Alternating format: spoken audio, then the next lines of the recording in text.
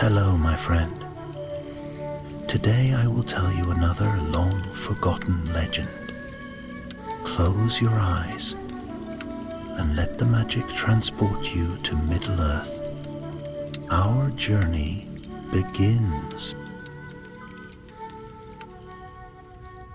The wind that swept down from the white mountains carried with it the scent of snow and stone, mingling with the salt of the Bay of Belfalas. It whispered across the walls of Minas Tirith, through the banners of silver and sable, until it found its way to the training fields below the citadel. There, beneath the pale dawn, a young knight of Gondor was at his practice. His name was Caladir, son of Arvathor, descended distantly from the faithful Númenóreans who had come over the sea long ago. His blade gleamed with every strike. The sound of steel rang clear and true, echoing against the marble walls. His movements were disciplined, graceful, but not without pride, for Caladir was not content to be a mere soldier of Gondor. He dreamed of becoming a paladin, one of those rare champions who bore both the might of men and the light of the West in their hearts. He had heard tales of Elendil's guard, of the shining shields that had stood against the wrath of Sauron himself, and he believed that the same valor might yet live in him. As the morning sun crept above the mountains, a figure approached the field. It was Steward Mardil Vorenwell, grave and wise, robed in white and gray. 2 guards followed him, their spears catching the light. Caladir halted his practice and bowed low. "Rise, Caladir, son of Arvathor," said Mardil. "You have trained hard, and your name has reached the council. Gondor has need of those who still remember the strength of Númenor." Caladir's heart leapt, though he kept his gaze steady. "I am at the service of the steward, my lord." "Good," Mardil said, handing him a parchment sealed with black wax. "You are to ride south with a small company. There are whispers of unrest near the coast of Umbar, corsairs stirring again, and something darker behind them. You will seek the truth, and if need be, bring word to Minas Tirith." At this, one of the guards stepped forward, bearing a shield wrapped in linen. "This was kept in the armory of the citadel," Mardil continued. "It once belonged to Elendil, son of Isildur, long fallen. It bears the sun of Númenor, a symbol of faith and light. Take it, Caladir, and let it remind you that not all who sail westward are lost." Caladir accepted the relic reverently. The linen fell away, revealing a round shield of white and gold, its center engraved with a rising sun whose rays caught fire in the morning light. He felt a strange warmth beneath his fingers, as if the metal still remembered the touch of heroes. That night, as torches flickered along the streets of the White City, Caladir prepared his gear. His companions were already chosen: Tirion, a veteran captain from Pelargir; Arendir, a quiet ranger of Ithilien; and 2 soldiers from the southern fiefs. They would travel light and swift, following the Anduin southward until the river met the sea. Before they departed, Caladir stood once more before the steward. "Remember, Caladir," Mardil said gravely, "the victory of the last alliance was not the end of evil. The shadow lingers wherever pride finds root. Be wary not only of foes without, but of the darkness within." Those words lingered in Caladir's mind as they rode out from Minas Tirith under a moonless sky. The city's towers faded behind them, and the land stretched wide and still. The fields of Lebanon glowed faintly beneath the stars, and the river Anduin rolled beside them, whispering of distant seas. For many days they journeyed, through farmlands and forests, through the wide plains, where once the armies of Elendil had marched. Villages welcomed them with bread and ale, though fear shadowed every door. Travelers spoke of strange lights near the coast, of ships seen by night that vanish by dawn, and of a voice on the wind calling from the sea. On the 5th night, they camped near the ruins of Osgiliath, where the stars shone through broken domes. Arendir, the ranger, sat apart from the fire, his keen eyes turned south. "You've heard the same tales as I," Caladir said, joining him. "Do you think they are true?" Arendir's voice was quiet.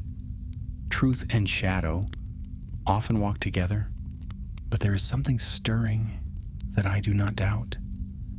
I have seen marks of strange feet near the old roads, neither orc nor man, but something else. And near Pelargir, a darkness moves beneath the waves." Caladir looked toward the south, where the stars faded into the horizon. "Then we shall see what lies beneath it," he said firmly. The ranger gave a faint smile. "A bold heart, Caladir. Let us hope boldness will be enough." They rode on the next morning, their path taking them through the green vales of Lebanon and down toward the wide delta where the Anduin met the sea. The smell of salt grew stronger, and gulls wheeled overhead, but the sky seemed dimmer here, and the water darker, as if the memory of Númenor's ruin still haunted these shores. That evening, as they neared Pelargir, Arendir halted suddenly. He crouched beside the road, studying the ground. "Horses passed here not long ago," he murmured, "many and in haste. And here, see this mark? A black serpent." "The sign of Umbar," said Tyrion grimly. Before they could speak further, a low horn sounded in the distance. Shadows moved along the hills, mounted riders, their banners black as tar. "Corsairs," said Caladir, drawing his sword. "To arms."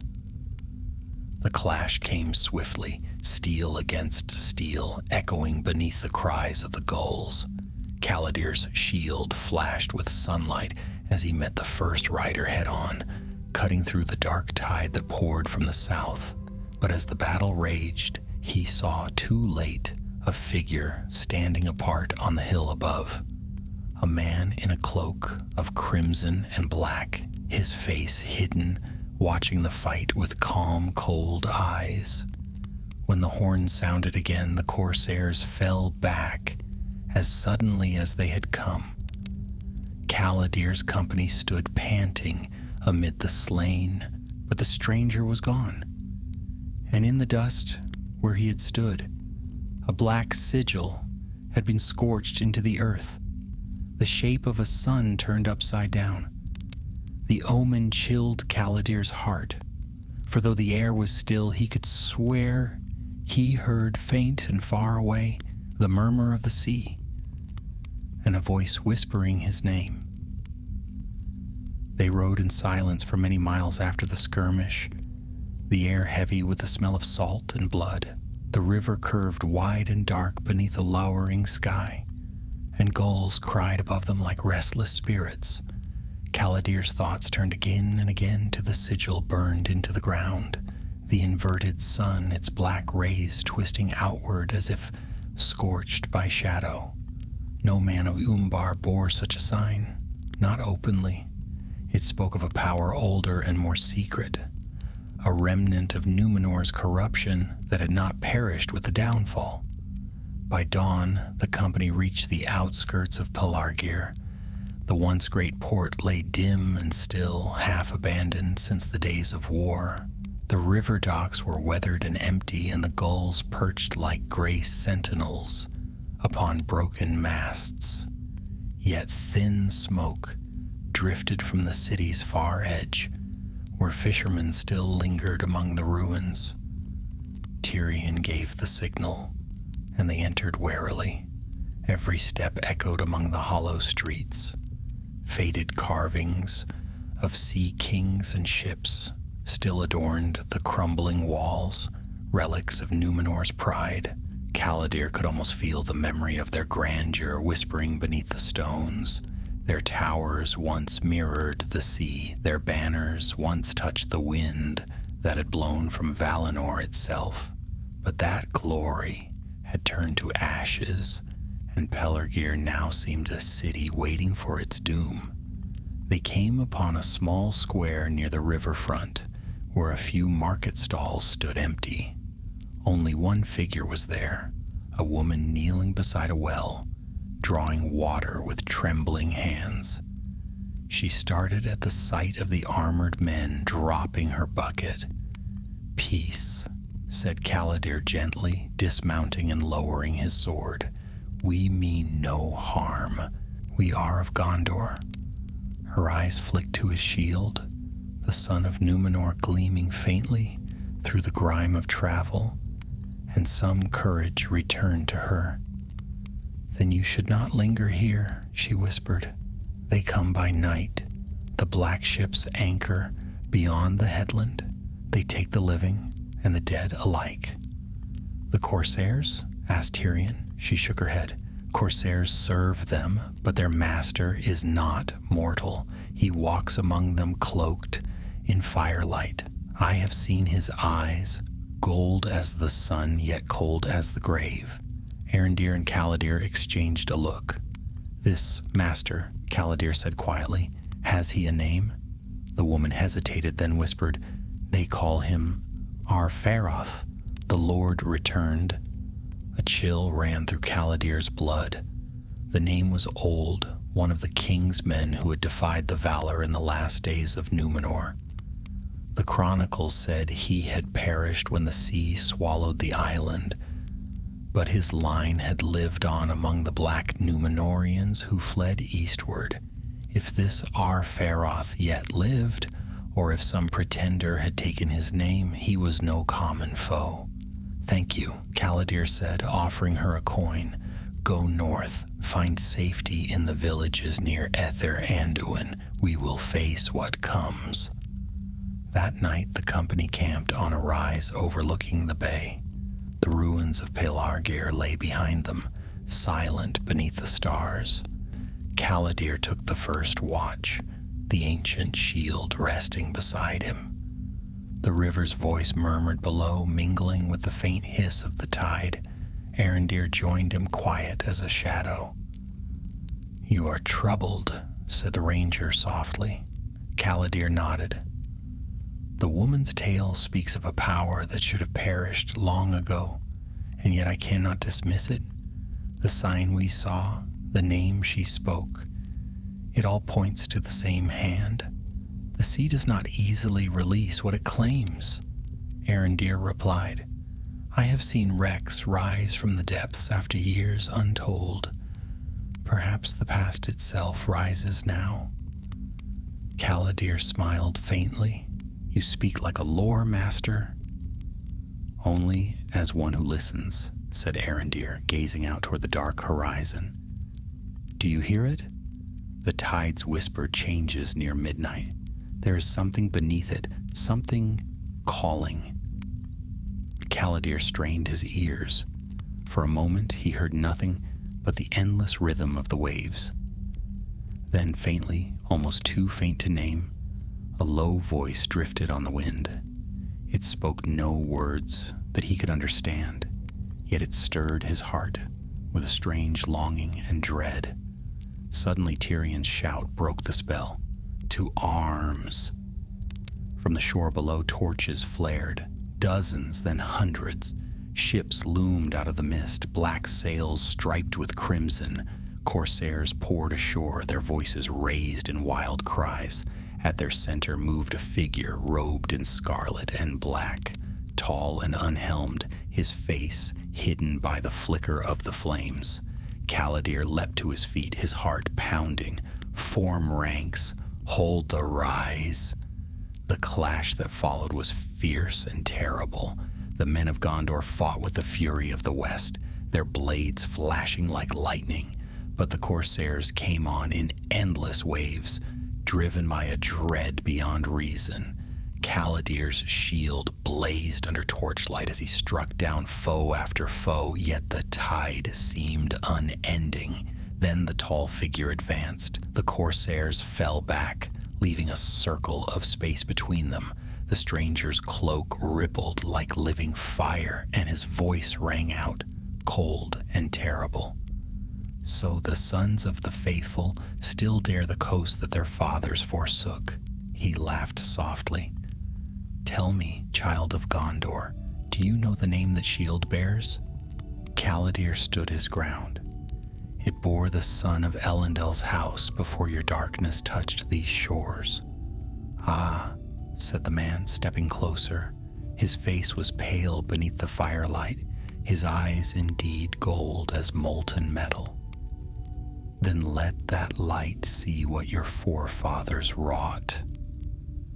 I am Ar-Feroth, last of the king's men, heir to Númenor's true throne.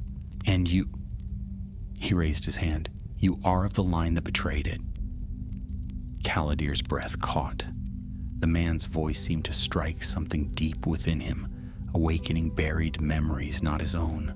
White towers crumbling, a sea roaring black and vast, the cries of men swallowed by the deep. He staggered, clutching his head. Ar-Feroth smiled. The blood remembers.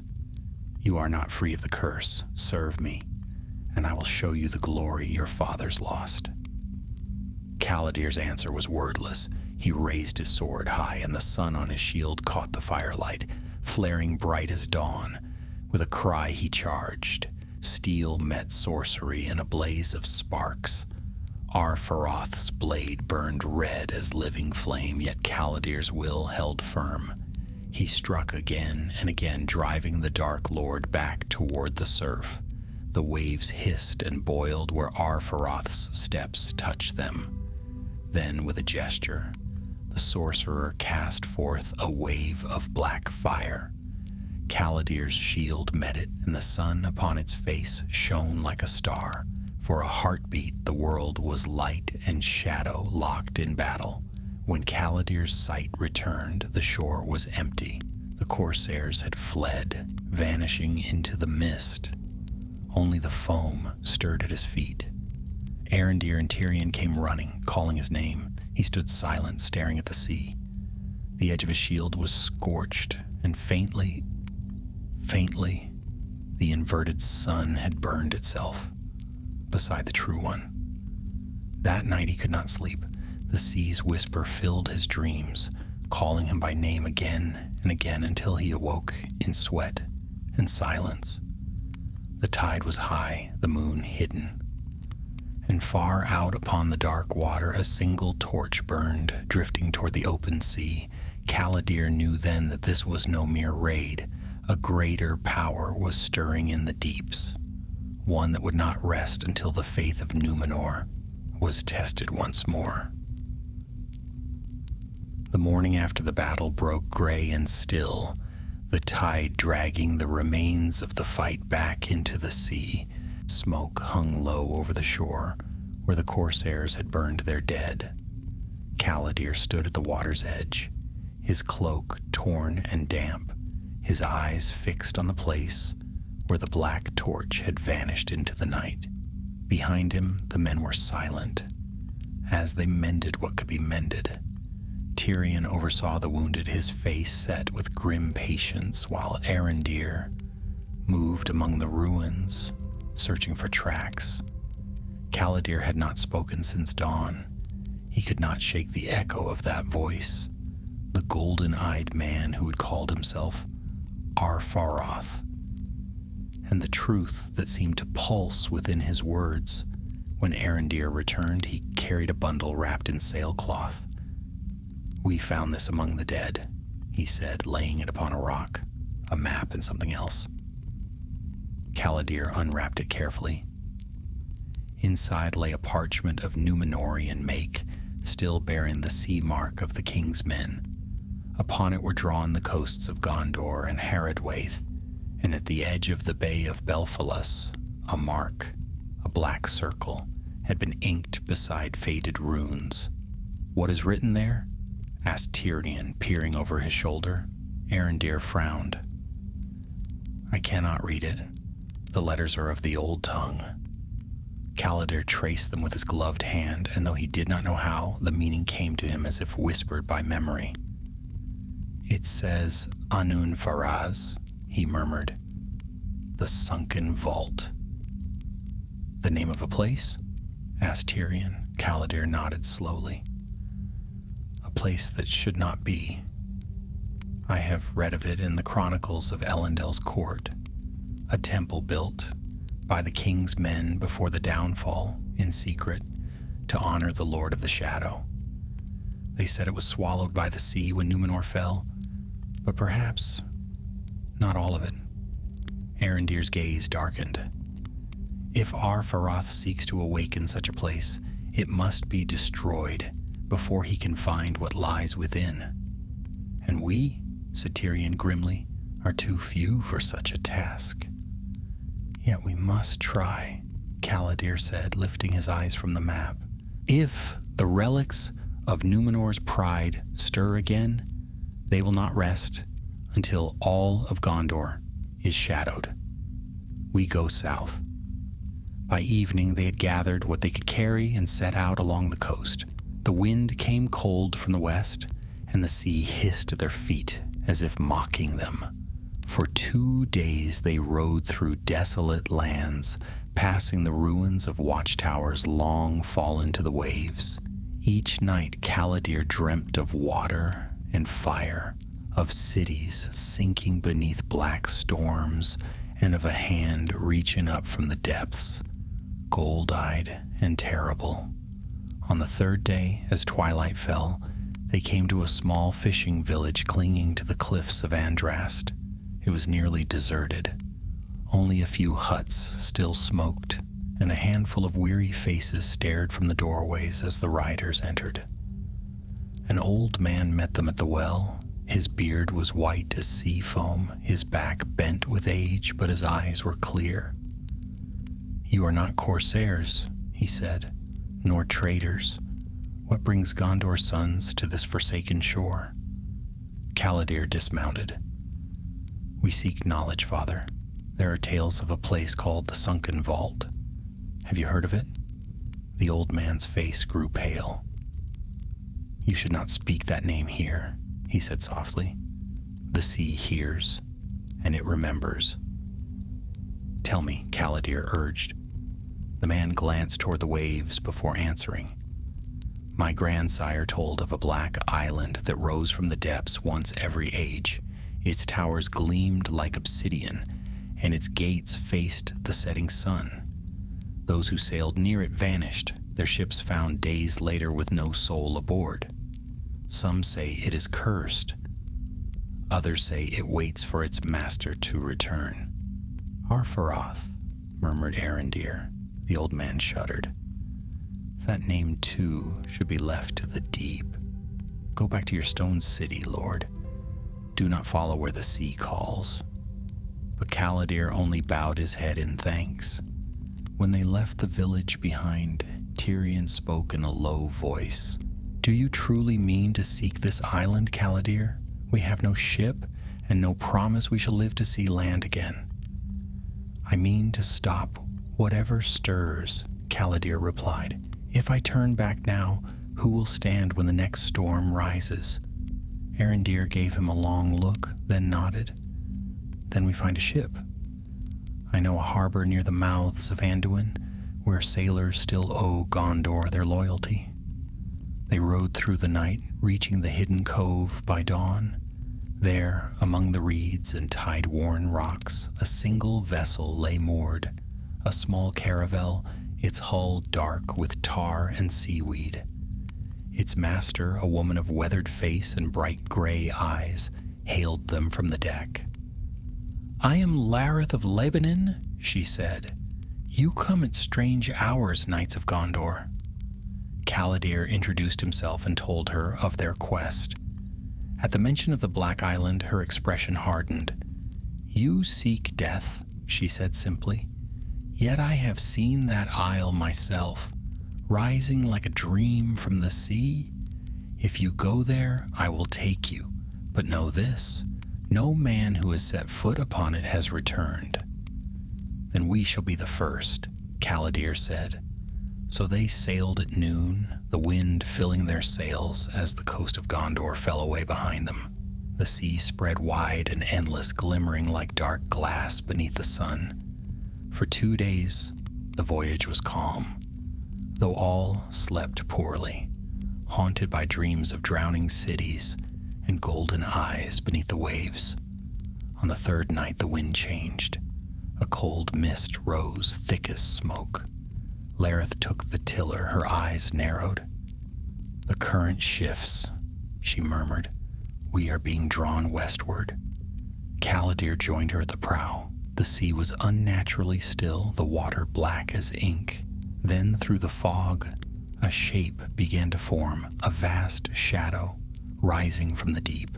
Towers gleamed faintly through the mist, their spires wet with the spray of the tide. "The sunken vault," whispered Arendir. The island rose like a wound upon the world. Its cliffs were jagged obsidian, and upon its highest height stood a fortress of black stone, its gates sealed with iron bands shaped like serpents. No birds wheeled above it, no sound of life reached their ears. Only the sea sighed, as if weary of bearing its burden. They anchored the ship near a cove where the rocks formed a narrow path upward. The 4 disembarked, torches in hand, and began the climb. Each step echoed faintly, though there was no wind, no sound save their breathing. At last they came to a vast courtyard before the fortress gates. In the center stood an altar carved with runes of the old tongue. Upon it lay a shard of gold, gleaming faintly beneath the torchlight. Caladir stepped closer, and his heart stirred, for he knew what it was. A fragment of the Star of Númenor, a symbol once borne by the kings. As he reached toward it, a voice spoke from the shadows. So the faithful return to claim what they once defiled. Arfaroth stepped from the darkness, his golden eyes blazing. Behind him shapes moved, warriors clad in black mail, their faces pale as drowned men. Caladir drew his sword. "You will not claim Númenor's pride to feed your darkness?" Arfaroth smiled. "I do not seek pride, young paladin. I seek remembrance. Númenor will rise again, through fire and through faith." And as he raised his hand, the sea itself roared in answer, the tide surging against the cliffs, as though the very world trembled at his call.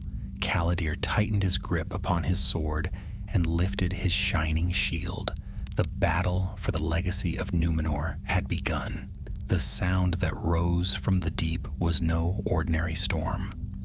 It was as though the sea itself had remembered its ancient rage, the wrath that had swallowed Númenor, and now awoke once more to answer the call of Arfaroth.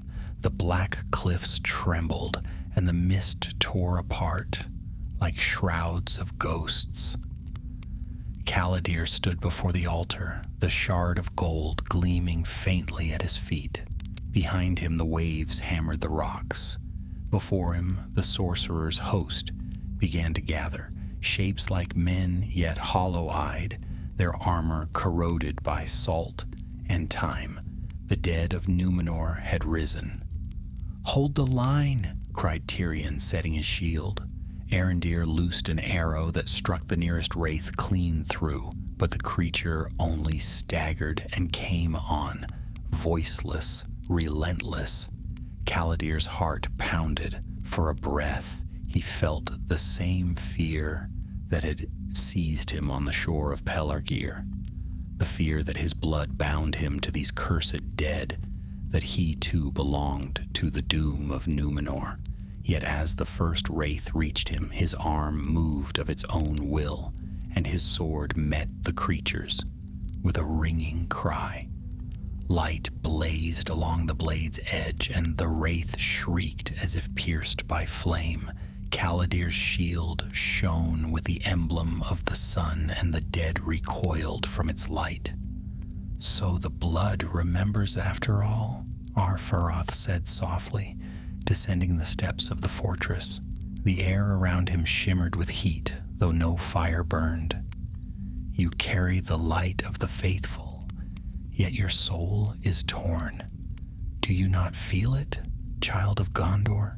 Half of you yearns for the sea's depths, for the power that was lost.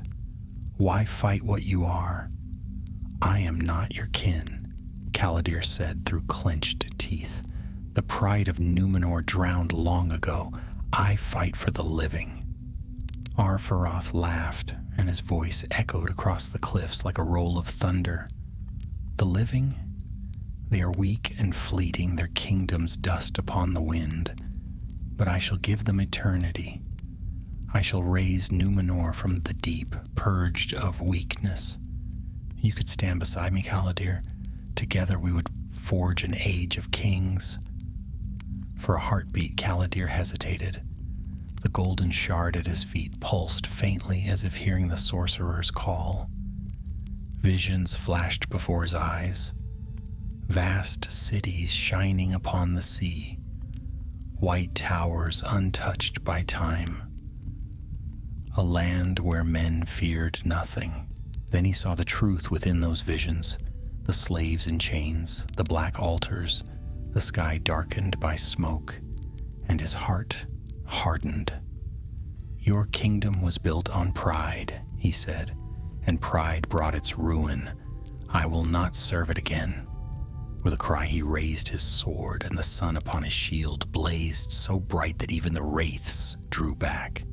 Arendir's arrows flew swift and true. Tyrion's blade cut through the ranks of the dead like fire through dry reeds. The battle raged across the courtyard. Steel clashed, waves roared, and the air reeked of salt and smoke. Lareth, who had followed them from the ship, flung burning oil upon the advancing horde, and the fire spread like sunrise across the black stone. But for every wraith that fell, 2 more took its place. The tide of the dead surged forward, their hollow eyes fixed upon the living. Caladir fought until his arms ached, his sword arm numb from the blows. Then, through the chaos, Ar-Farath's voice rang out once more. "Enough of this!" He raised both hands and the sea answered. A great column of water rose behind him, twisting upward like a serpent crowned with foam. It crashed against the cliffs, sweeping aside fire and stone alike. The altar cracked, and the golden shard leapt into the air, flying to Ar-Farath's grasp. "Behold the heart of Númenor," he cried. "With this I shall summon the drowned kings from their graves. All that was shall rise anew." "No!" Caladir shouted, charging forward. He leapt onto the altar as the waves broke around him, striking at the sorcerer's blade. Their swords met in a burst of white flame and black smoke. The clash threw both men backward. Caladir struck the ground hard, his vision swimming. The shard's light flared above him, and through the haze he saw the sea boiling with ghostly forms, crowns glinting, armor gleaming faintly through the depths. The dead kings of Númenor were answering the call. Arendir seized Caladir by the arm, dragging him to his feet. "We must retreat," he shouted. "The island is breaking apart." Caladir's gaze fixed on Ar-Farath, who stood amid the chaos, his eyes burning like molten gold. "If we flee, all of Gondor will drown beneath these waves," he said hoarsely.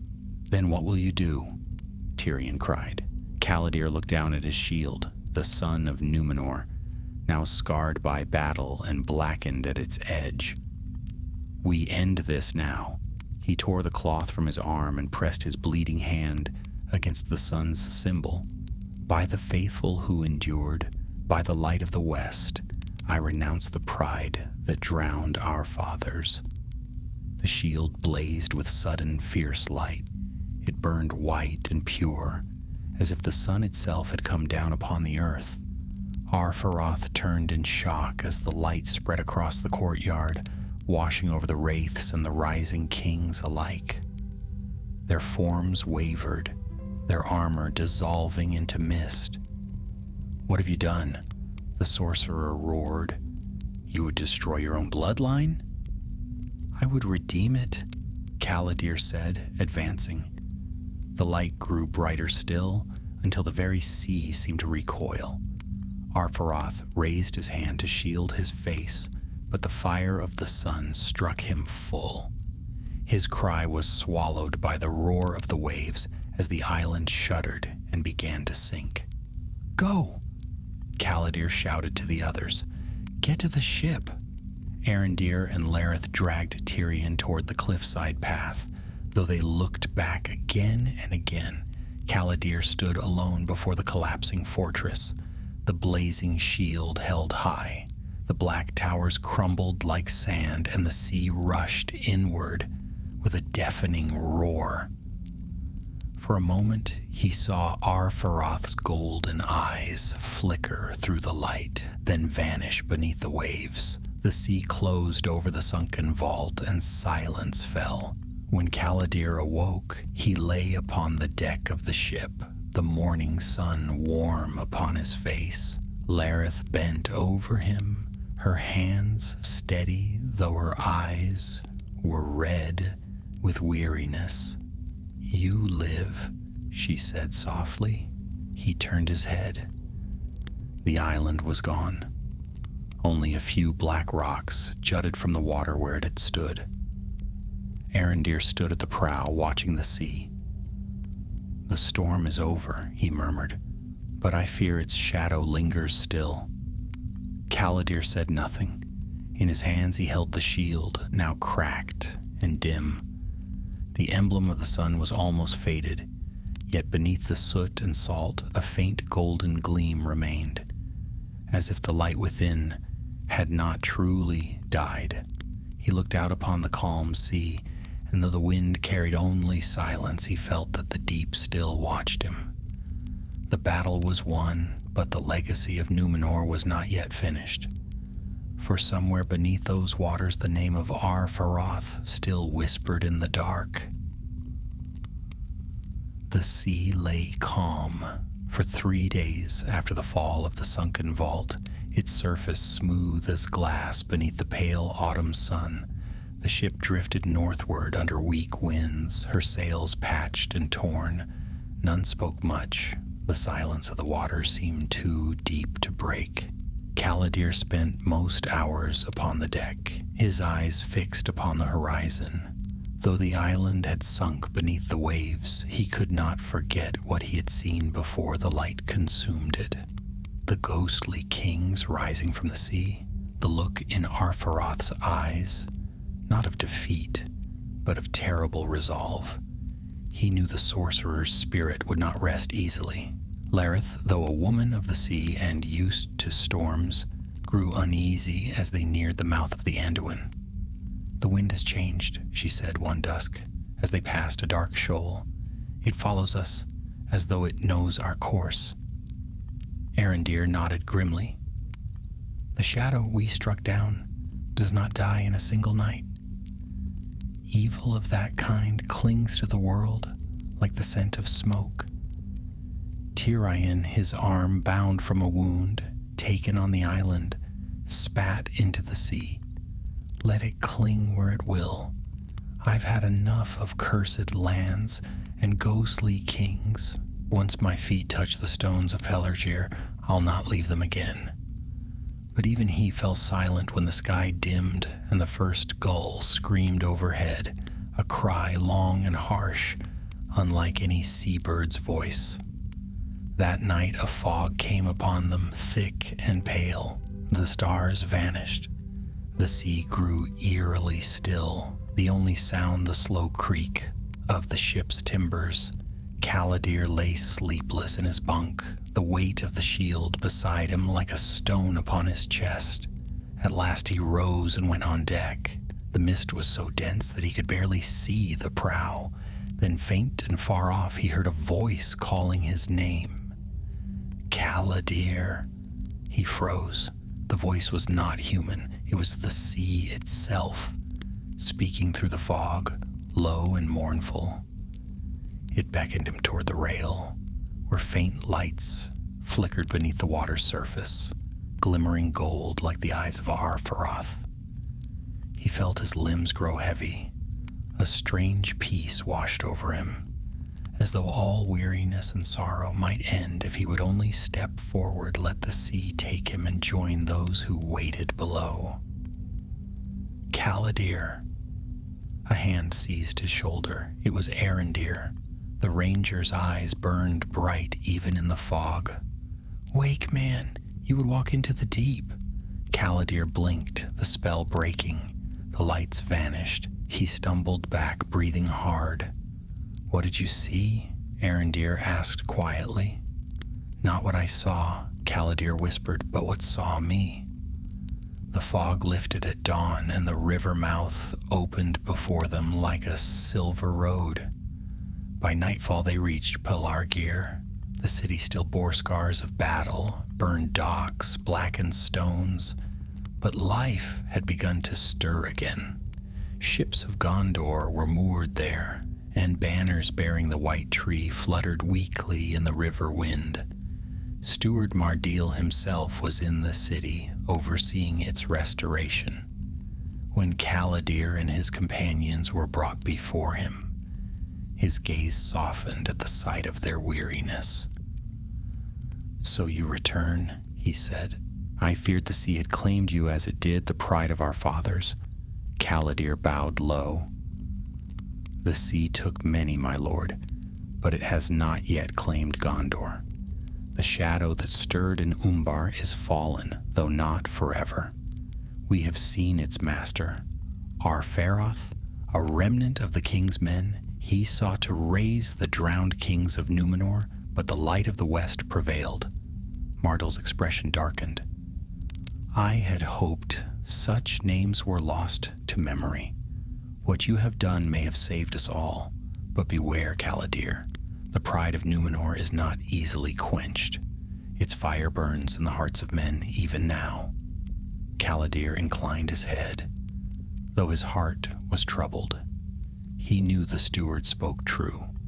For several weeks they remained in Pelargir, aiding in the rebuilding, yet peace sat uneasily upon them. The nights were restless. Sailors spoke of strange currents that pulled at their ships, of voices heard in the wind. One evening, Lareth found Caladir at the river's edge, staring westward. You still watch the sea, she said softly. He nodded. I feel it watching back. She touched the rim of his shield, which he had set beside him. You broke the relic of darkness with this. Why keep it when it bears both sun and shadow? Because it is as I am, Caladir answered. No light endures without its scars. Not long after, word reached them from the southern fiefs. Raiders had struck near Ithir Anduin, their ships bearing no banners but the black serpent of Umbar. Mardil sent riders to gather strength, and Caladir once more took up arms. Tyrion refused to be left behind. I swore to see this through, he said.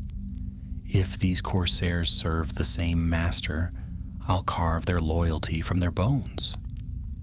Arendir merely smiled. I had guessed our rest would not last. They rode south again, following the great river's course. The land was green and fair beneath the waning year, yet the air grew colder as they neared the sea. One night, while they camped upon a low hill, they saw fires burning far off upon the coast, signals perhaps, or the torches of a waiting host. Before dawn, they struck. The enemy encampment lay beside the water, crude tents and small ships drawn upon the sand. Yet when Caladir's company charged down the slope, they found the corsairs already dead. Their bodies lay strewn like driftwood, faces pale, eyes wide with terror. What madness is this? Murmured Tyrion. Arendir knelt beside one of the corpses, touching its cold brow. "No wound," he said. "No mark of blade or arrow. It is as though their hearts were stopped by fear alone." Lareth crossed herself. "The sea," she whispered. "Look." They turned toward the water. The tide was out, the sand gleaming wet under the faint stars. But there, half buried at the edge of the surf, lay a fragment of gold, no larger than a man's palm. Caladir bent and lifted it. It was shaped like a flame, cold and heavy, and the same strange runes were etched upon it that he had seen upon the shard of the star. The fragment pulsed once beneath his fingers, faint but unmistakable. "It lives still," he murmured. Arendir's hand went to his sword. "Then Ar-Farath endures." A wind rose from the sea, carrying the smell of salt and rain.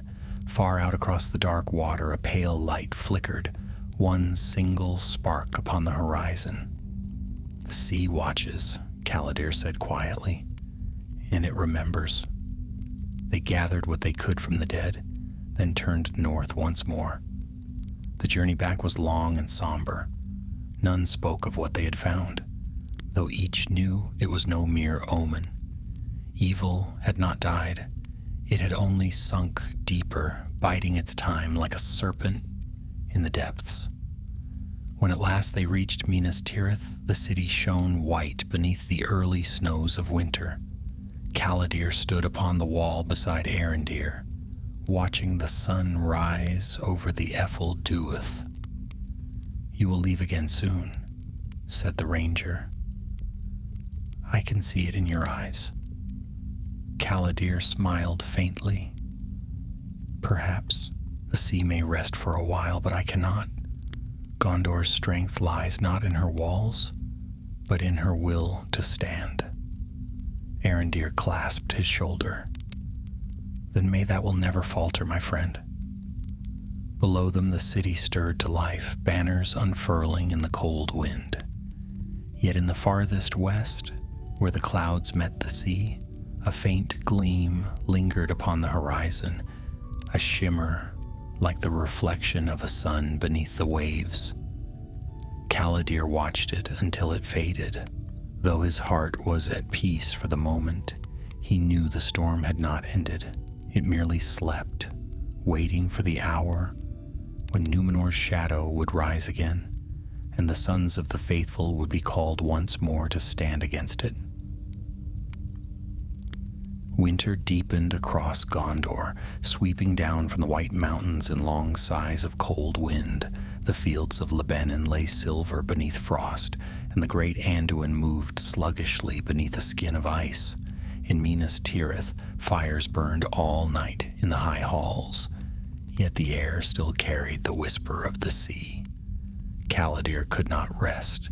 His body healed from the wounds of battle, but his heart was restless, caught between the memory of light and the shadow that had followed him north. Often he walked alone through the citadel gardens where white trees slept under snow. At times he fancied he heard waves breaking far below the mountain, though no sea lay there. The steward watched him with quiet understanding.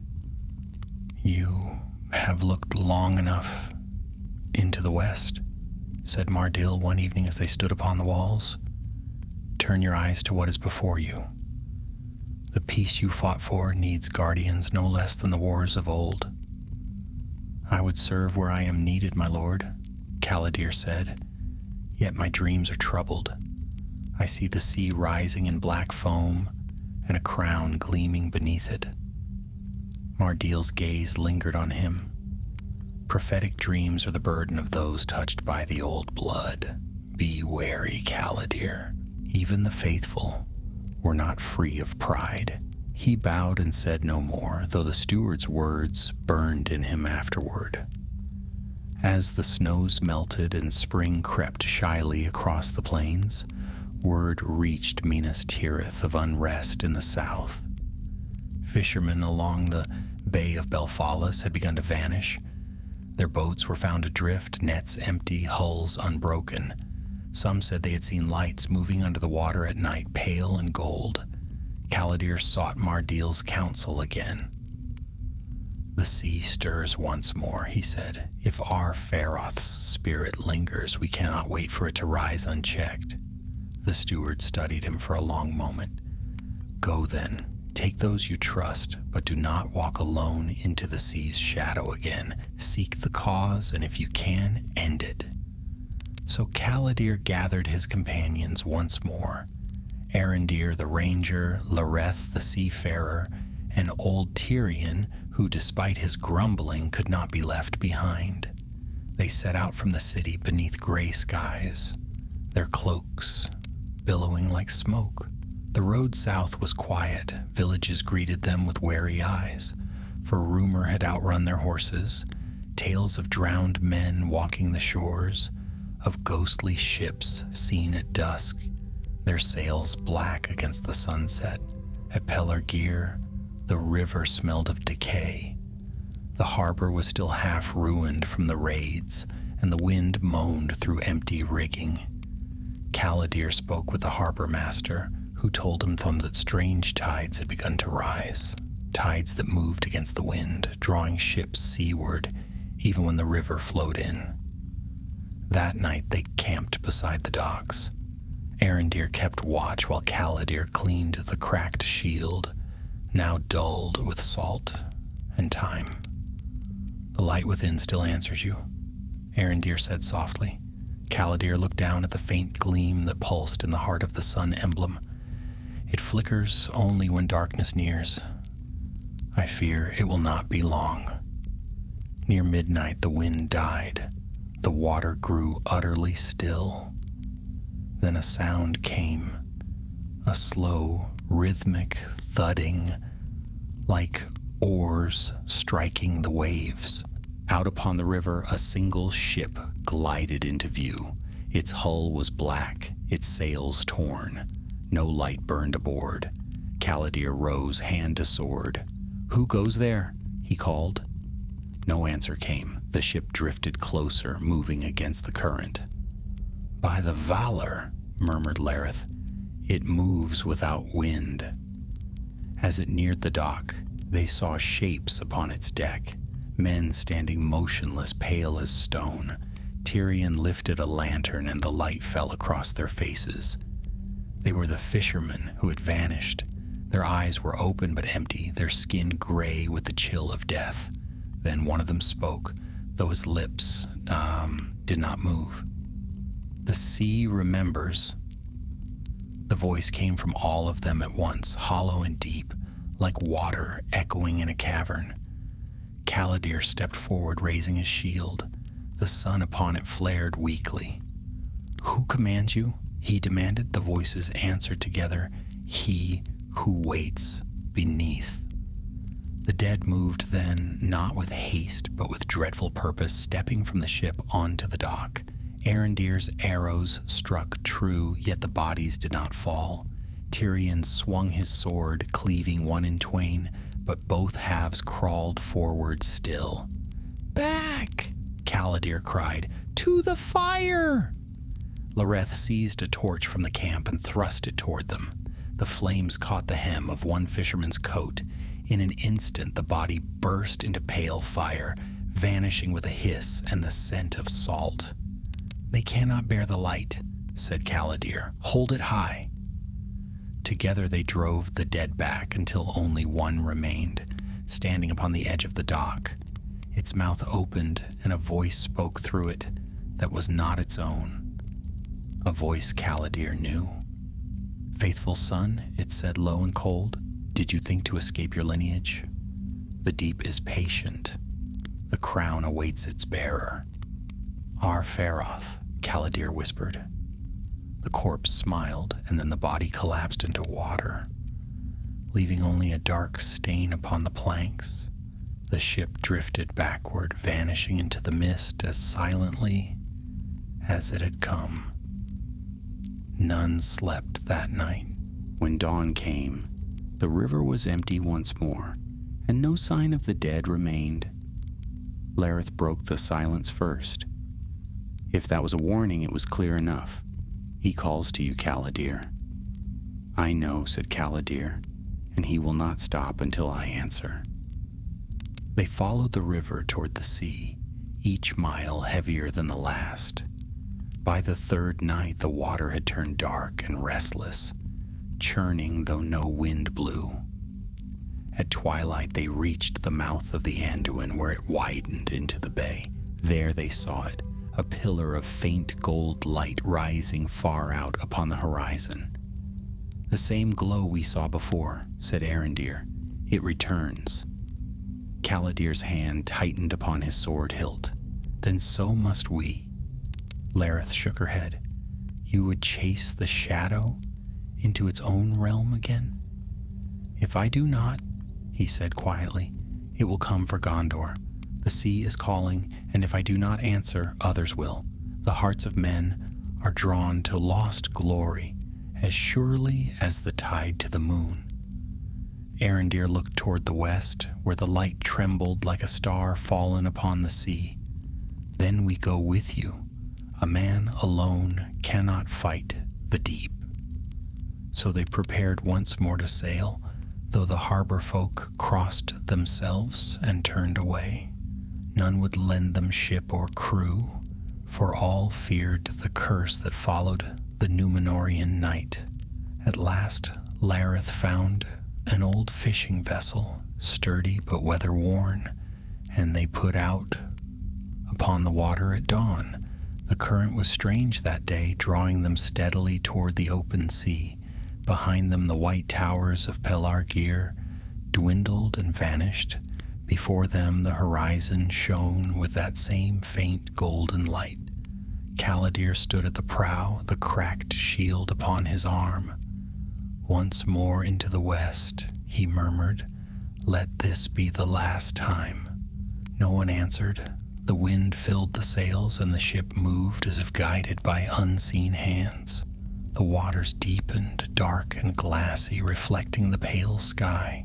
By nightfall, the light ahead had grown stronger, pulsing like a heartbeat beneath the waves. The sea murmured softly, and though no words could be made out, Caladir felt its message all the same. Come home. He closed his eyes, and for a moment he saw again the drowned towers of Númenor, rising in his mind's eye, gold and terrible, beneath a blackened sun. The voice of the deep called to him like blood, remembering its source. He opened his eyes and looked to the east, where the faint line of Gondor still shimmered beyond sight. Not yet, he whispered, not while light endures. And as the ship sailed on into the dark waters, the shield upon his arm gave a single steady pulse of light, as though answering the sea's challenge with defiance of its own. The wind that carried them westward was neither warm nor cold, but heavy with the scent of ancient salt and something older still, memory. For 3 days and nights, the small ship pressed on, guided not by star or compass, but by the steady glow beneath the sea.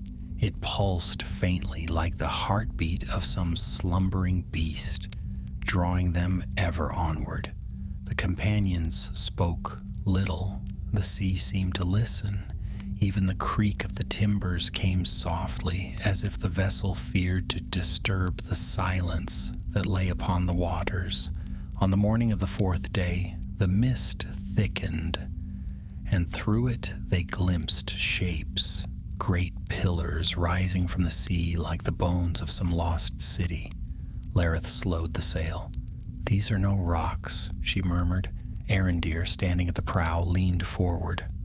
"Ruins," he said, "carved stone. Look, the marks of hands, not of waves." Caladir's gaze darkened. The carvings that adorned the half-sunken columns were of Númenórean craft, bearing the same curved runes that had once adorned the temples of Armenelos. His blood chilled as he read the inscription, etched into one that jutted nearest their ship. Ar Pharazôn, Ar-Aduna Kor, the name of the last king of Númenor. Tyrion crossed himself. By the valor, what have we come to? Loreth's hands trembled on the tiller. A graveyard, she whispered, and yet it rises. The sea boiled around them, lifting the ship as though a giant stirred beneath. The mists whirled aside, and before them the water split, revealing a vast causeway of black stone that climbed toward the western horizon. Towers loomed, half-flooded upon either side, and at the road's end rose a dark gate fashioned of iron and gold. "It lives again," Arondir murmured. "The sunken vault," Caladir said, his voice steady, though his heart quaked. "Or what remains of it." They anchored the ship at the edge of the causeway and disembarked. The air was heavy with brine, yet still beneath the salt lingered the faint scent of burning incense.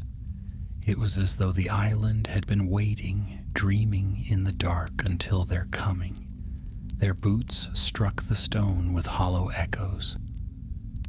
The carvings upon the walls showed the tale of Númenor's last days. The proud kings raising temples to Morgoth, the people kneeling before fire and shadow, the sea swallowing the land. Caladir's eyes lingered on one panel where a single figure stood apart, holding a sun-shaped shield. Beneath it the runes spelled his family's name. Arvathor, he whispered, his own forebear, a captain of the king's men. Lareth touched his arm gently. "It is not your guilt to bear." "Perhaps not," he said, "but it is my duty to end it." They passed through the great gates, which opened before them without sound. Beyond lay a vast hall roofed in black marble, its pillars carved in the likeness of kings, crowned with flame. The air was thick with the taste of metal and ash. At the hall's far end stood a throne, and upon it sat Ar-Pharoth. He was changed. The flesh that had once been mortal was now pale as the moon, his golden eyes burning brighter than ever. A faint crown of seaweed and gold circled his brow, and from his shoulders flowed a cloak that shimmered like the surface of water. "You return at last," he said. His voice rolled through the chamber like the surge of the tide. "Did you think to escape the call of your blood, Caladir, son of Arvathor?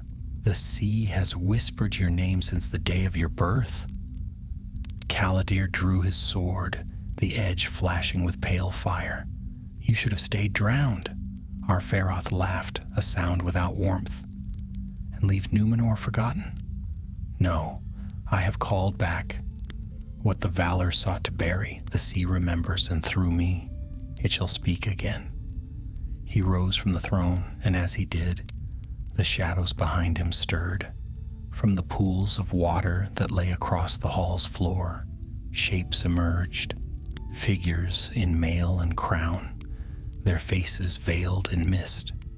The drowned kings of Númenor had come again to their chosen lord. Tyrion stepped forward, voice shaking. "You think these shades your servants? They are your curse. Let them rest." Ar-Pharoth's gaze flicked toward him, and the old captain was hurled aside by an unseen force. He struck a pillar and lay still. Caladir advanced. "You will not raise your kingdom of death upon the shores of Middle-earth." Ar-Pharoth spread his arms. "Then you shall fall with it. Look upon the sea, Paladin, and see the fate of the faithful." He lifted his hand, and the walls of the hall dissolved into water. The sea itself roared in, sweeping over the black stone. Caladir felt himself dragged beneath the waves, spinning through darkness. Yet amid the chaos, a light flared, the cracked shield upon his arm, glowing like a star. He drove his feet against the current, forcing himself upward until he broke the surface. The hall was gone. He stood instead upon a wide plain beneath a storm-racked sky. The ruins of Númenor spread around him. Towers toppled, ships burned, and the cries of drowning men filled the air. A vision or a memory, it mattered not. Arfaroth stood upon a high rock, arms outstretched, crowned in flame. "Behold the world that was," he cried, "and know what you seek to destroy." Caladir raised his shield. "Your kingdom was built upon defiance. Mine shall be built upon faith." He charged. Their blades met, and the clash rang like thunder. Light and shadow burst across the plain. Each strike sent ripples through the vision, breaking it apart. "You are but a man," Arfaroth shouted. "What hope has flesh against eternity?" Caladir's voice rose clear and fierce. "Hope is not the gift of the undying, but the strength of the mortal."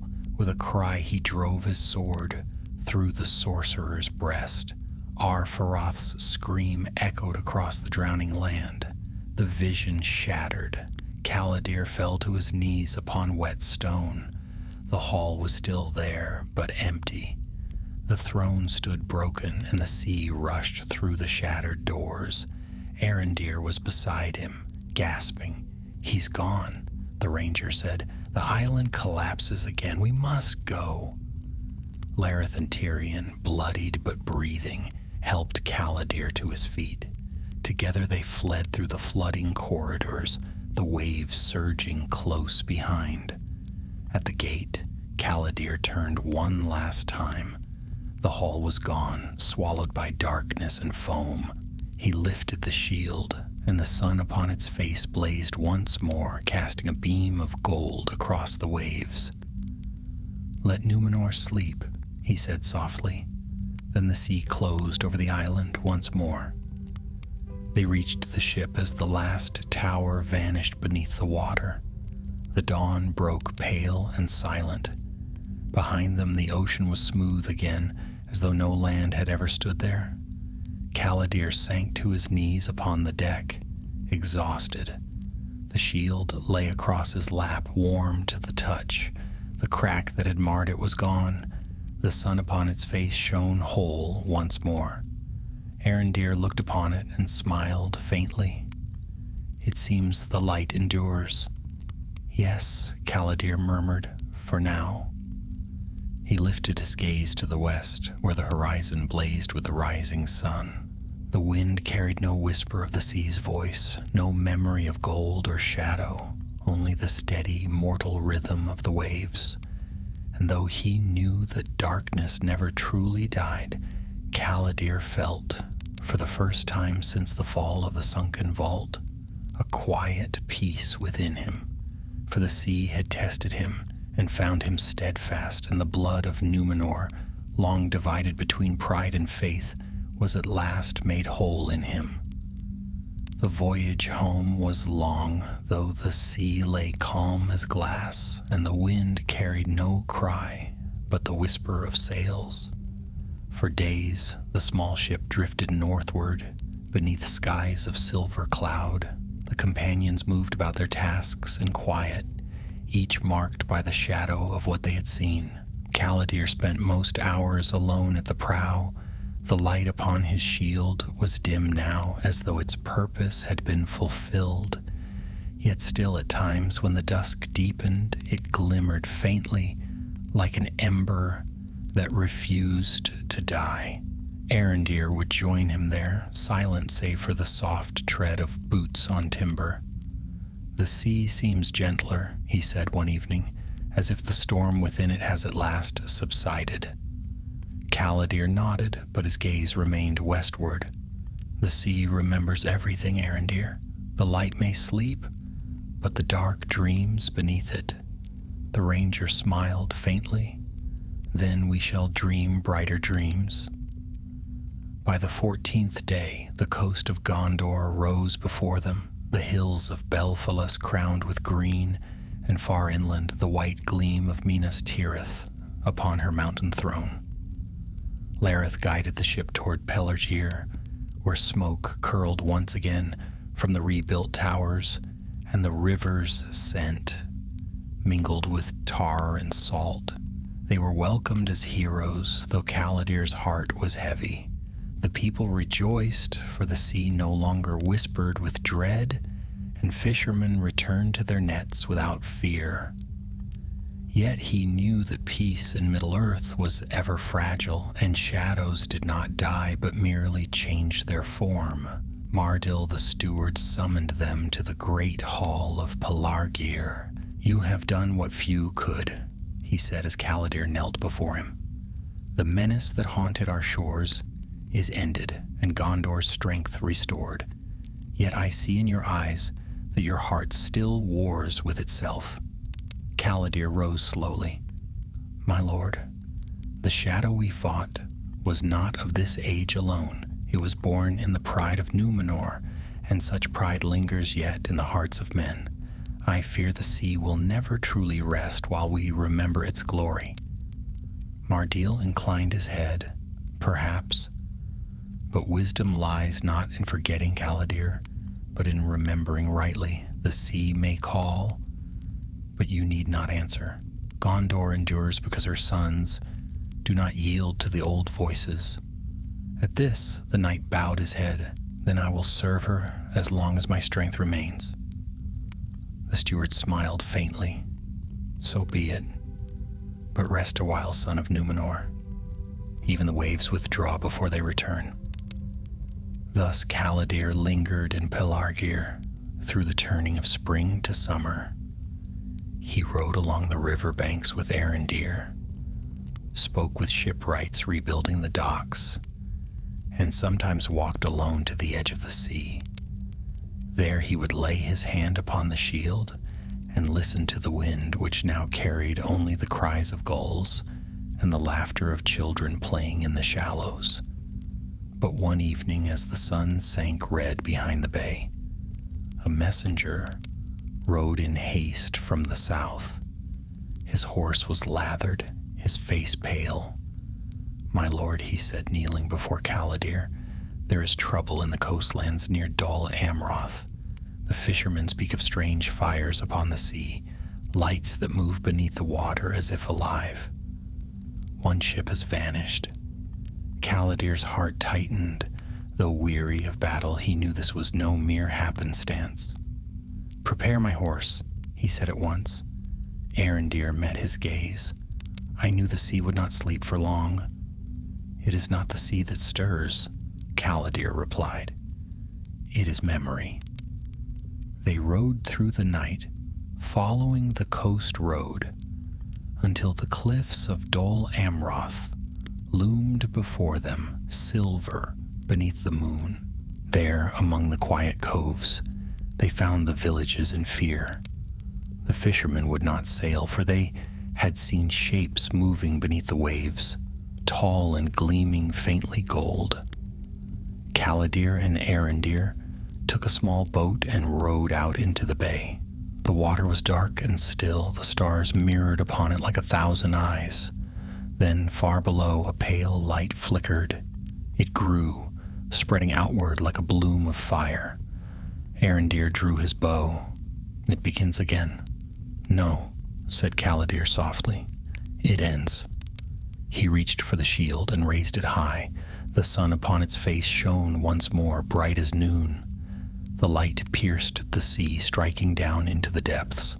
For a heartbeat, the water turned clear as glass. Beneath them lay a vast shape, the ruins of a city, broken towers half buried in silt.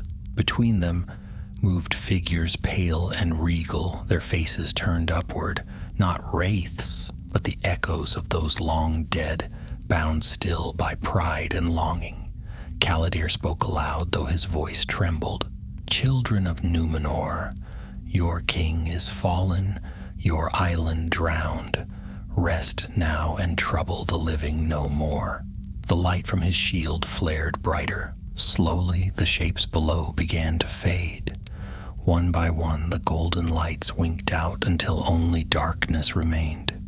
When at last they returned to shore, the fishermen met them in silence, awe mingling with fear.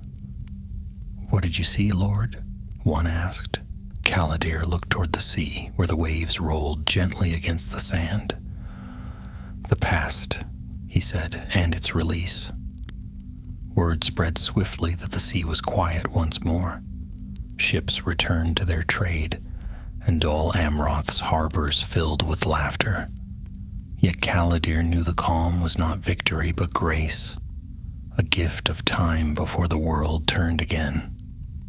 He lingered a few days, speaking with the Prince of Dol Amroth, who honored him with a silver circlet. "The line of Númenor is redeemed in you," the prince said. "Your deeds will be sung beside those of Elendil." Caladir smiled faintly.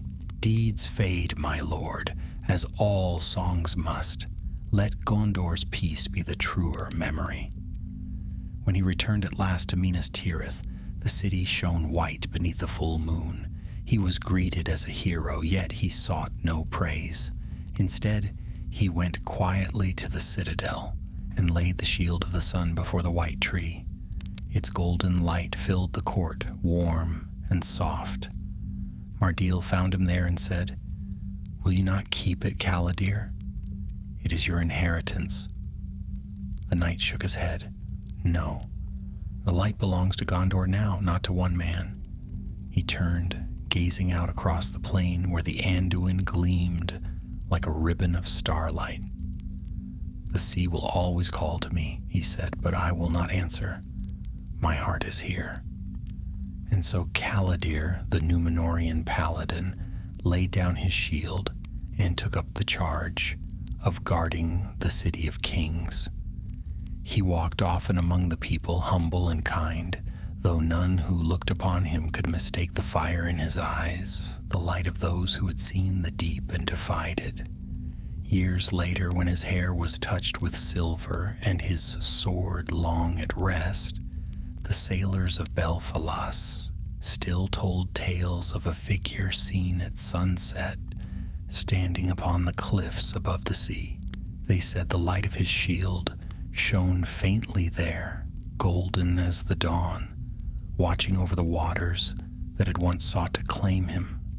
And in that light, the sea at last was silent. Many years passed, and the tale of Caladir, son of Arvathor, spread throughout Gondor, from the towers of Minas Tirith to the fishing hamlets along the bay of Belfalas. He was called the Paladin of Númenor, the knight who defied the sea and broke the last shadow of the downfallen. Yet Caladir himself sought no honor. Time had tempered him. The bright flame of youth that once burned within his breast had become a steady light, calm, unwavering. He served as captain beneath the steward, guiding the young knights who came after, teaching them not only the art of war but the weight of remembrance. Still, he would sometimes walk alone to the high walls of the city, gazing westward toward the invisible sea. There, when the wind blew from the coasts, he thought he could hear the faintest echo of distant waves. It no longer stirred dread in him, nor longing, but a quiet sorrow, a memory of what had been lost and what must never return. Arendir remained his closest companion, though age touched even the ranger's keen eyes. Together they hunted in Ithelion's green woods and watched the seasons pass. The land healed slowly after the long years of turmoil. Orchards grew once more beside the Anduin, and laughter was heard where once there had been silence. Yet peace in Middle-earth is never untroubled. One summer evening, as Caladir sat in the hall of the citadel, a messenger came from the coast. His cloak was torn by wind and salt crusted his hair. He bowed low before the steward and spoke breathlessly. "My lords," he said, "a black ship has come to the mouths of Anduin. It sails without wind, its hull burned by fire, yet it moves as if driven by will alone. No crew can be seen upon it, and yet it drifts against the current, bearing a single banner, the sun turned upside down." A silence fell. Caladir felt the chill before the words left the messenger's lips. the mark of Ar-Pharoth, long thought buried with the sea. Mardil turned to Caladir. You have faced this darkness before. Tell us what we must do. The knight rose slowly, his face calm, though his heart thundered. Burn the ship before it reaches the quays. Let no man set foot upon its deck. The evil of Númenor clings to the relics of its pride, and death will walk with it. But when the soldiers reached the river mouth, the ship was gone. Only ashes floated upon the water, and in their midst a single piece of gold, a fragment shaped like a crown. Caladir held it in his hand. The metal was cold, yet it seemed to pulse faintly, as if remembering its former glory. The sea has not forgotten, he murmured. That night he dreamed once more of the drowning isle. He saw the golden domes of Armanelos sinking beneath black waves, and above them a shadow crowned in fire calling his name. You broke my chain, it said, but my voice endures. He woke before dawn, his breath shallow, the sound of surf still echoing in his ears. When he told Arondir, the ranger frowned, dream or no dream. It was no accident the ship came to our shores. The sea tests us again. It will find us steadfast, Caladir answered. But even as he spoke, he could not shake the feeling that some part of the ancient evil yet lingered, subtle, unseen. In the months that followed, strange tidings came from the western coast. Fishermen spoke of pale shapes glimpsed beneath the moon, walking upon the shallows where no living man could stand. Ships returning from the south brought word of a new sect among the corsairs, men who called themselves the Faithless Sons, sworn to reclaim the glory of the drowned king. Caladir rode with a small company to investigate. They traveled by the old coastal road, now overgrown with grass. The ruins of Pelargir's outer walls still stood, though vines crept through the cracks. At every village they found whispers and fear. In one hamlet near the sea, they came upon a half-ruined chapel dedicated to Arundel. The place had been desecrated, the star emblems defaced, the altar overturned. Upon its surface was carved the black sun of Ar-Pharoth. Arondir's hand tightened on his bow. So it begins anew. No, said Caladir, this is not rebirth. It is memory clawing at life. They questioned the villagers and learned that a man had come among them months before, dressed as a mariner but speaking with strange authority. He preached of Númenor's lost might and promised deliverance from death. When he left, several youths vanished with him. Caladir's jaw hardened. If such a man walks the coast, he will not walk long.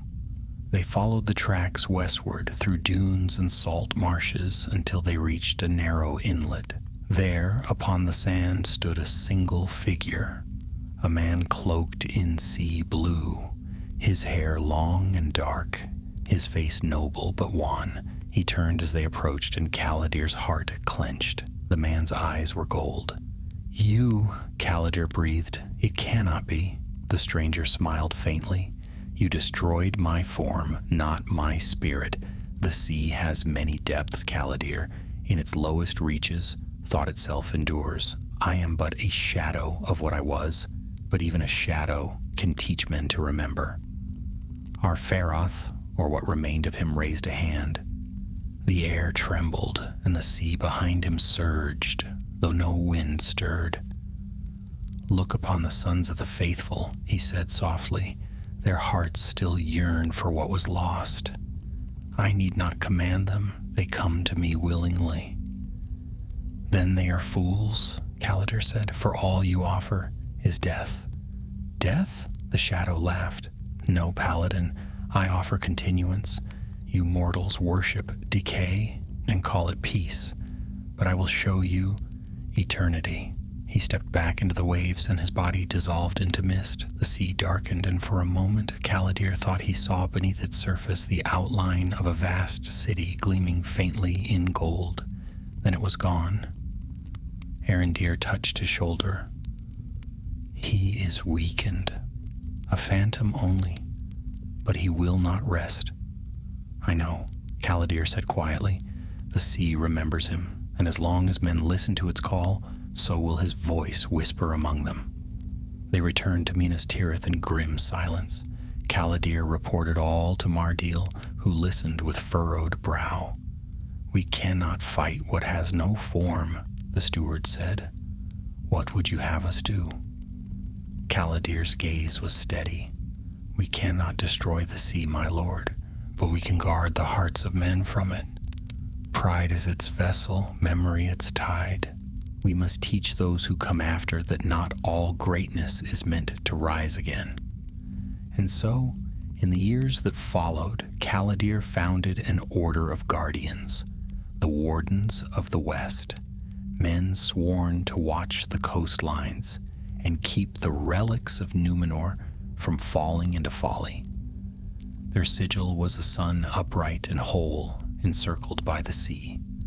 Though Caladir grew older, his strength did not fade quickly. He rode often among his wardens, visiting their towers and fortresses along the shore, and sometimes, on still nights, he would stand upon the battlements and gaze out upon the horizon where the sea met the sky in endless gray. He never again heard the voice of Arfaroth, though in dreams he saw the drowned king pacing in silence beneath the waves, forever reaching upward toward a light he could not touch.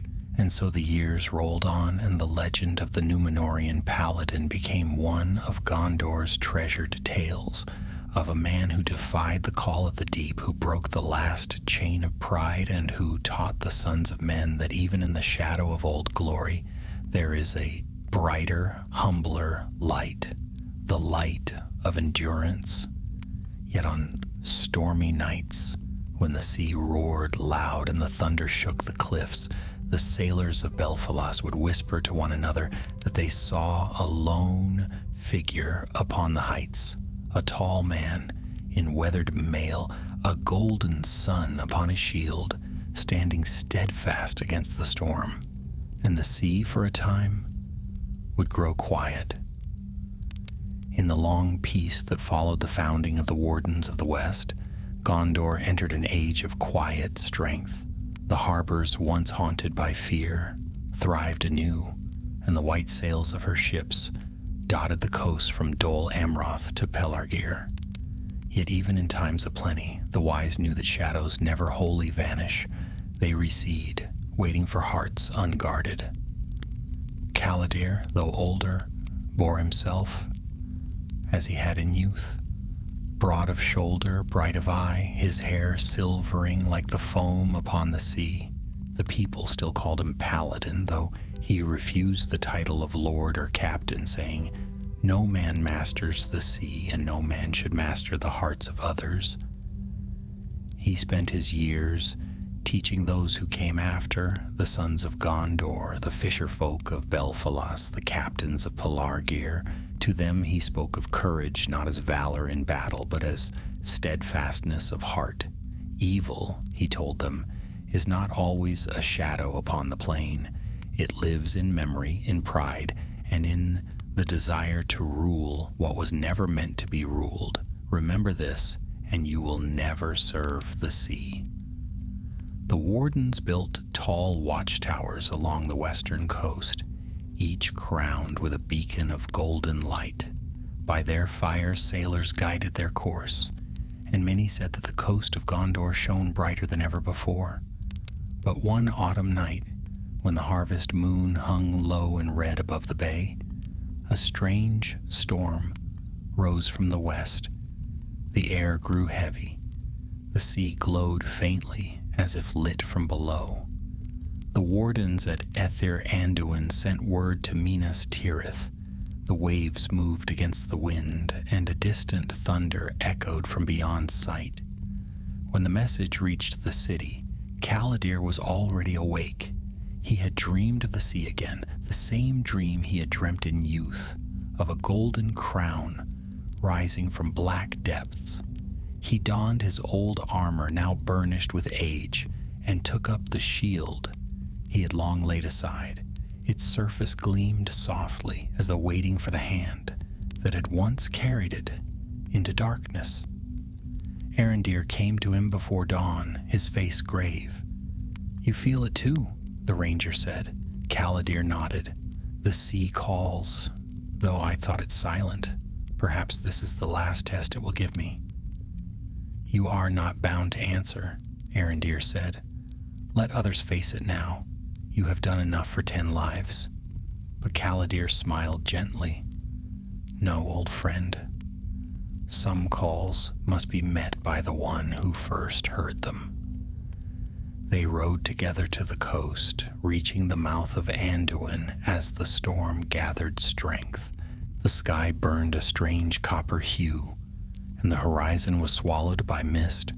Fishermen stood upon the quays, pointing toward a light that pulsed upon the far sea, a glow like the reflection of a golden star beneath the waves. "The same light that led us before," Arendir murmured. Caladir's eyes narrowed. "No, this is different, brighter, closer." As they watched, the water between the beacons began to swirl, forming a vast whirlpool whose heart burned gold. The wind howled, carrying with it a faint sound, not of thunder but of voices, thousands of voices chanting in a tongue older than the world. Caladir turned to the gathered wardens. "Hold the harbor. Whatever rises, let none approach it. The sea must not cross this threshold." Then without hesitation he strode down the pier. The others called after him, but his purpose was fixed. The wind tore at his cloak as he reached the end of the quay and faced the storm. "Ar-Faroth," he said softly, "if you have any strength left, come forth now. I am ready." The sea answered. A pillar of light erupted from the whirlpool, dazzling and fierce. From within it rose a shape, vast, shadowed, crowned with flame. Not the man he had once faced, but something greater and less than a man. The memory of Númenor itself, bound in sorrow and pride. Its voice was like the crashing of waves upon 1,000 shores. "Faithful son, why do you still resist? The sea is your blood, the deep your destiny." Caladir raised his shield, and the sun upon its face blazed in answer. "The sea is my blood, but my heart is my own. You will not rule it." The light of the storm met the light of the shield, and the air shivered between them. The waters roared higher, rising like walls around the pier. Arendir and the wardens watched helplessly from the shore, their torches guttering in the wind. Then the voice came again, softer now. "You cannot destroy what you are, Caladir. Númenor lives in you. It will live through you." For a heartbeat, the night faltered. The storm filled his mind with visions. White shores, shining towers, the laughter of a people long dead. He saw the island of his fathers, not in ruin, but in glory. He felt the ache of loss that had haunted every descendant of the faithful since the downfall. Yet behind that beauty he saw chains of gold and altars black with smoke. He saw the arrogance of men who would not bow to the will of the Valar who sought to master life and death. "No," he whispered, "you are not Númenor. You are its ghost." With both hands, he raised the shield high. Its light burst forth in a great wave, washing over the storm. The golden glow faltered, then shattered. The pillar collapsed into spray. The whirlpool stilled. The sea, long wrathful, grew calm once more. When the mists cleared, Caladir stood alone upon the pier. The shield lay cracked at his feet, its light extinguished. The air was still and sweet with rain. Arondir ran to him and caught his arm. "It is done?" Caladir's voice was quiet. "Aye. The sea is weary now. Its memory has at last grown old." He looked out over the water, where dawn was breaking. The sun rose red and bright, reflected in a sea of gold. "Do you hear that?" he asked. Arondir frowned. "Hear what?" "Silence," Caladir said. "True silence." They returned to Minas Tirith as the land rejoiced beneath the clear sky. The wardens lit their beacons from one end of the coast to the other, not as warnings, but as symbols of peace. Caladir did not again take up arms. He dwelt in the city until his days grew few, teaching the young and walking often in the gardens beside the white tree. When he spoke of the sea, it was with neither fear nor hatred, but reverence. The reverence one gives to an old, dangerous friend. And when at last his time came, he asked to be taken to the shores of Belfalas. There, at sunset, he stood once more beside the sea that had been both his trial and his teacher. Arondir, gray and bent with years, was with him still. "What do you see?"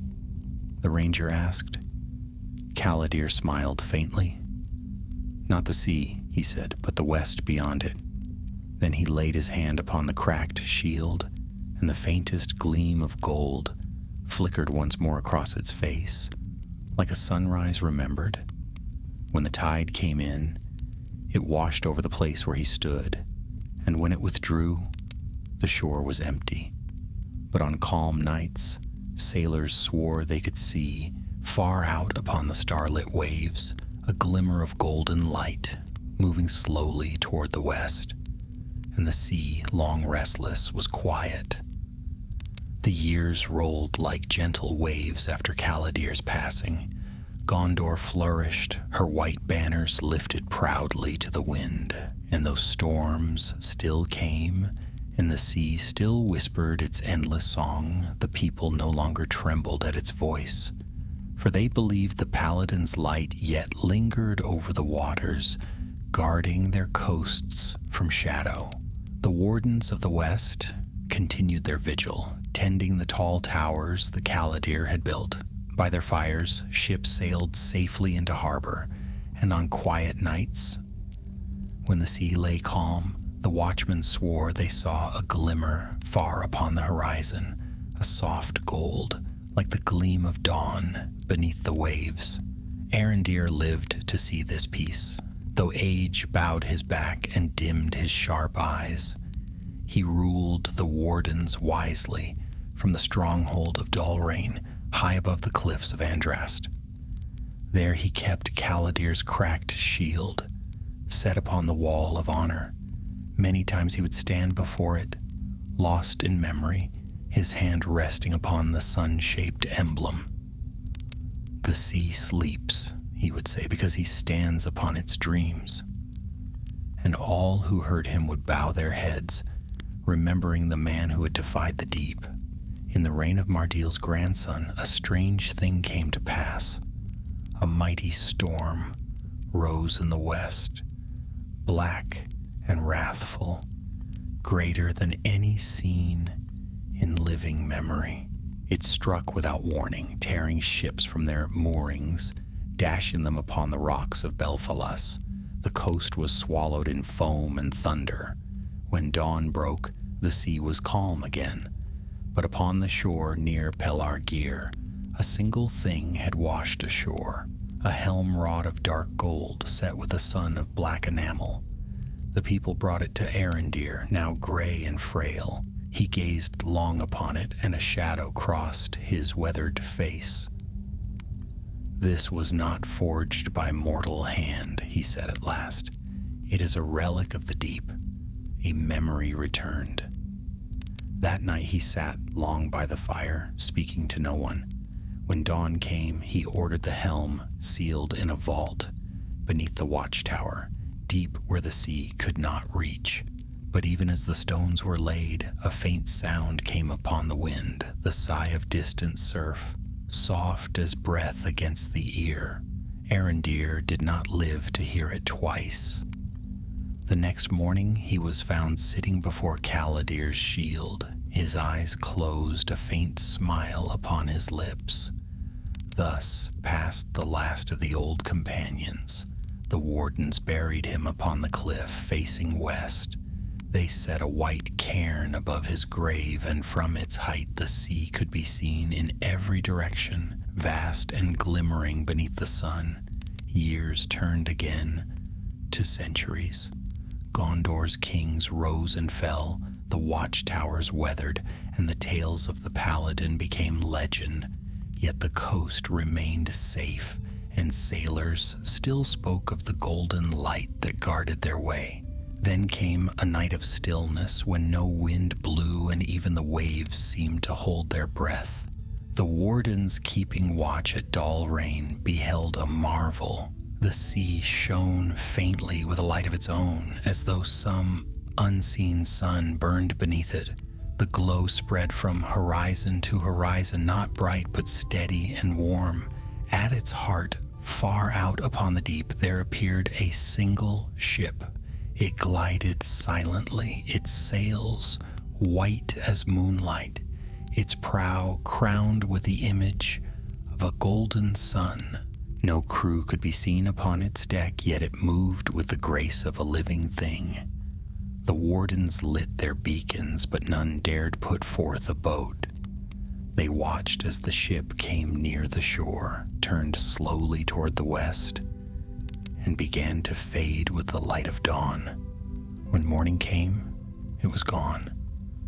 In the citadel of Minas Tirith, word of the vision spread swiftly. Some said it was a phantom, some a portent. But among the learned, one voice spoke with certainty. It was the ship of Caladir, returned from the deep to guard the coasts until the world's ending. Thereafter, the people of Gondor built a shrine along the western cliffs, where the sea could be seen unbroken to the horizon. Upon its walls were carved these words: "Here watches Caladir the Faithful, the son of Númenor, who bore the light of the west against the darkened sea." Every year, on the day of his passing, the wardens lit all the coastal beacons in unison. From Dol Amroth to the Anduin's mouth, golden fires blazed upon the cliffs, their light mirrored upon the waters, and in that hour the sea lay calm, as though paying homage to the one who had tamed its fury. One night, many lifetimes later, a young warden stood upon the tower of Dalrain, keeping watch as the moon rose high. He was newly come to his post, still uncertain of the old legends. As the tide turned, he saw a light moving far across the sea, slow, steady, golden. At first, he thought it a trick of the moon upon the waves, but the light drew nearer, and he saw the faint outline of a man standing upon the surface of the water, his cloak billowing in a wind that did not touch the shore. The man carried a shield that shone like the morning sun. The warden fell to his knees, awe filling his heart. "My lord," he whispered, "if you are truly the Paladin, speak." But the figure raised his hand only once, in blessing or farewell, and then was gone. The sea closed over his light, and all was still again. The warden told none of what he had seen, but he left upon the altar of the shrine a single white stone, smooth and polished by the waves. Others found it later and placed it beside Caladir's name, calling it the Tear of the Sea. In the ages that followed, the world changed again. Empires waned, kingdoms shifted, but the story of the Númenórean Paladin endured. Sailors whispered it to their sons. Lords spoke it by their hearths. And when storms threatened the coast, men would lift their hands toward the western horizon and say, "Stand with us, Caladir." And oftentimes the storm would break. So ended the tale of Caladir, last heir of Númenor's faith, who bore both the pride and the redemption of his people. His light became legend, his name a promise that no darkness born of the sea could conquer the courage of men who remember the sun. And though the waves still murmured secrets to the shore, they did so gently now, as though the sea itself had learned humility. For beneath its endless depths, the drowned kings slept, and above them stood a single steadfast light, the eternal watch of the Númenórean Paladin, shining over the waters until the end of days.